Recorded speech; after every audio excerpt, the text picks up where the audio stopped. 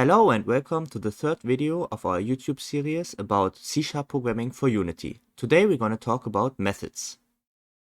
If you already worked with an object-oriented programming language, you know what a method is. But if you come from a non-object-oriented programming language, the name method won't ring any bells. A method is very similar to a function.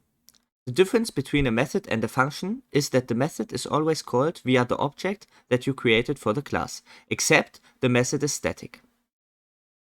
Okay, and now for the beginners. So what is a method? A method is basically a block of code that can contain multiple commands, and it can be called via a name over and over again. A method can also have a parameter, which is a value that you give to the method, and based on this value, maybe the outcome of this method will be a different one. And the method can also, if you want, deliver a value back to you. First of all, we need to understand what is a block of code. And as you can see, I marked the two curly brackets from our start method. This is a code block, or also called block of code. A block of code always starts with an opening curly bracket and ends with a closing curly bracket. Also, a code block can contain multiple other code blocks. For example, our code block started with our class YouTube contains the code block from our start method. So how do we define a method? The definition of a method is very similar to the declaration of a variable. First, you start with the data type of the value that this method shall return. After that, you continue with the method name. Then you start with an opening round bracket and continue with a closing round bracket. And after that, you will write the code block. The code block will be started with an opening curly bracket and ended with a closing curly bracket. Like I already said, a method can have one or multiple parameters, which are basically just variables or values of a specific data type that you can give to the method when you call it, and that you can work with in the definition of the method. Okay, so I already have an idea for this method. Let's give this method an integer parameter called number to print, and let's rename this method to print number. Okay, so as you can see, we defined a method called printNumber, which is from the return type of integer. So this method will return an integer, and we gave it a parameter int number to print. And basically what this method does is it will just return the parameter that we gave it. So basically it will just return the number that we gave to it. Okay, I know this example may sound a little bit stupid to you right now, but I just want to use this simple example to show you how return values work. So if we want to call our method, we need to write the method name and an opening round bracket and a closing round bracket. And then between the brackets, if we have a parameter that is required, we need to put a value for this parameter. Okay, so let's write our method in a debug log call to show you how return values work. So as you already know, our method will return a value of type integer, and basically it will just return the value that we gave to its parameter number to print. So if we put our method in another method call, so if we put our method in debug log, which is another method call, and execute it, our method will return a value to the left side. So basically the first call, which is debug log, will receive the value of the second call, which is print number. So print number will return its value to debug log, and debug log will then print this number. If we execute this and check the console, we can see that the number 10 was printed to the console. Okay, let's jump back to the script because I want to show you something different. Okay, what if we want to save the return value of our print number method to a variable? Let's do just this. Let's create a variable and do a equals, to assign the value of the print number method to it. And as you can see, it will just work exactly like the example before. And debug log will now print the value of number, which is now 10 because our method print number returned the value 10 to our number variable. Okay, so all of this is nice, right? But now we have a method that is not really doing what it says. We have a method called printNumber, and it's not really printing anything. It's just returning the value that we gave to it via the parameter int number to print. Okay, so what if we want to have a method that will just not return anything? Imagine you just want to have a method that is just doing a bunch of stuff but is not returning a value. And that's where the keyword void comes into play. Void means the method is not returning anything and is just doing something, but there is no return value. But if void means that the function will not return anything at any point, we shouldn't be able to use the return keyword, right? Wrong. We still can use the return keyword, we just can't add a value to it. So we can use the return keyword to end the function at a specific point, but we can't return a value. We can just use return semicolon. But for this function, it does not make any sense to use it because I just want to call a debug log to directly print our number. So our name print number makes sense now because it's really printing the number itself. But I don't need the return keyword because after this command, the function ends anyways because the code block is over. And after the code block is over, the method will end itself. A function or method will always end itself after it runs into the end of its own code block. The end of its own code block is the closing curly bracket after all curly brackets for other code blocks inside the functions are already closed. So in this case, we don't need the return keyword. Okay, so let's write our debug log call and give it the number to print parameter. As you can see, the parameter will act like a variable inside the method. But it's very important to mention that parameters are read-only, so you can't change the value of a parameter. However, if you want to change the value of a parameter anyways, you can declare a variable inside your method, and you can assign the value of the parameter to this variable. After this, you can change the variable however you like. Okay, but let's delete this for now. We don't need this. We just want to print our parameter number to print with the debug log call. So now we need to add our print number call to the start method that is predefined by Unity.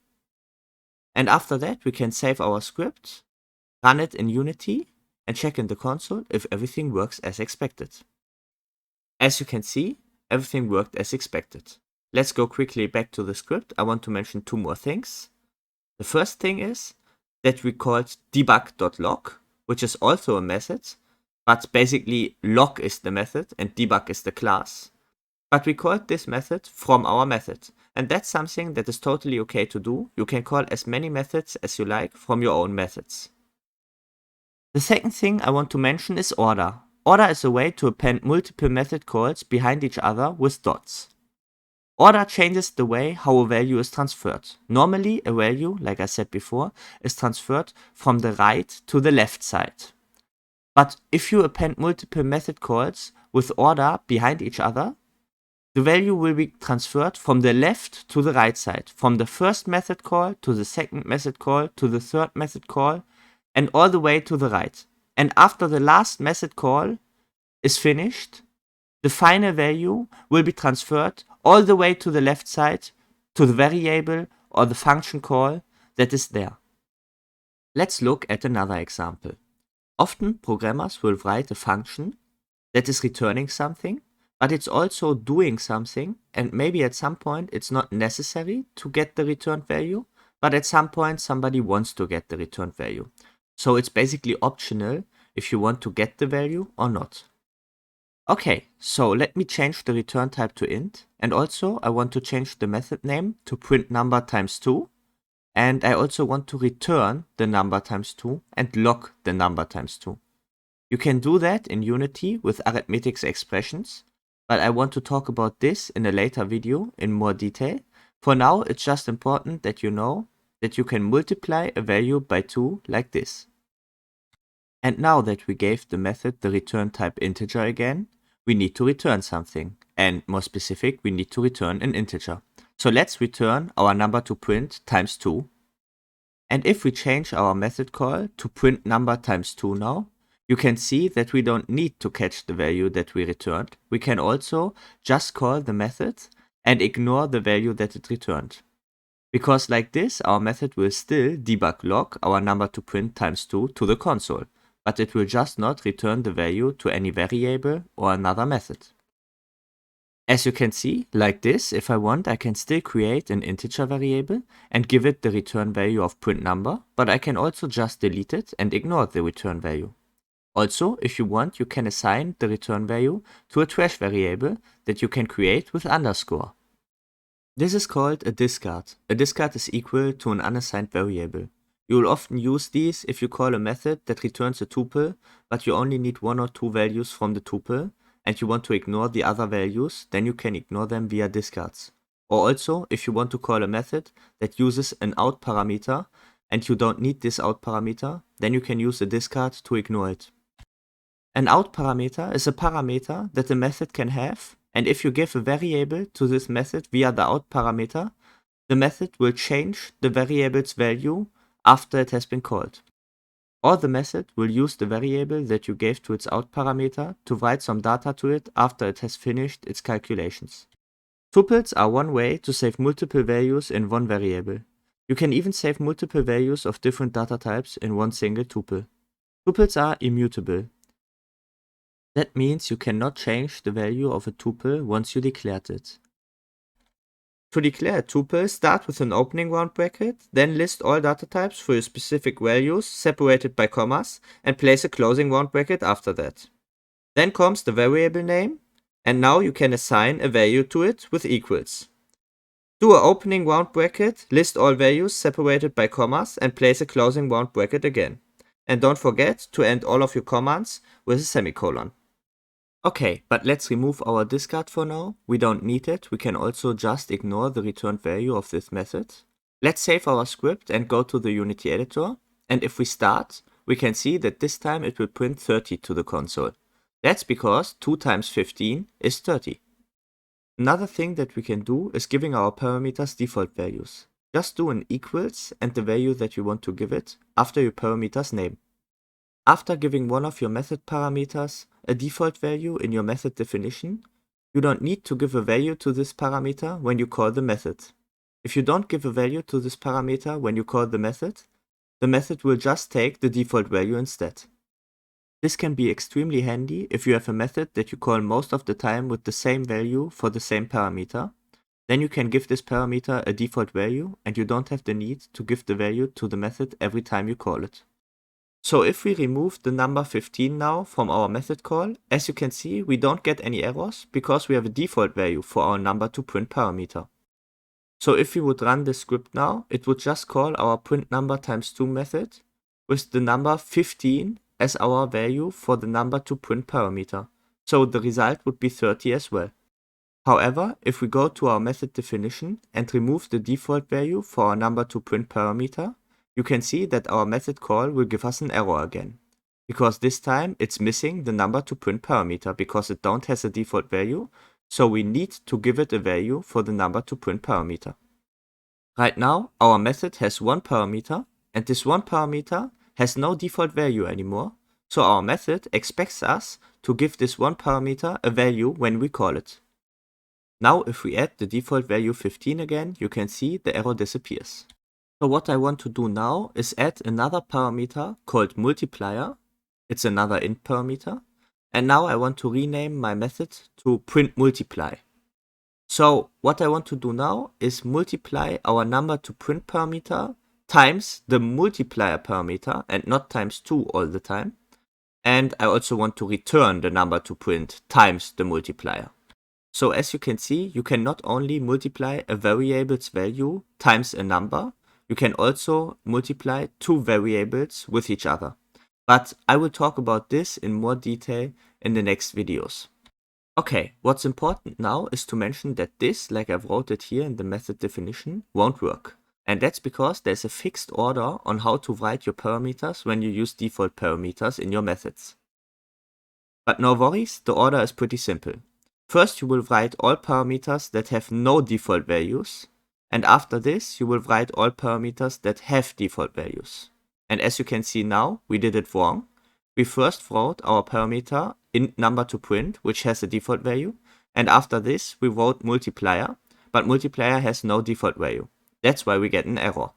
So if we change it now and make multiplier our first parameter because it has no default value, and number to print our second parameter because it has a default value, the error will disappear. So if we call our print multiply method now with only one value, it will only give the multiplier parameter a value, and that's 3, for example.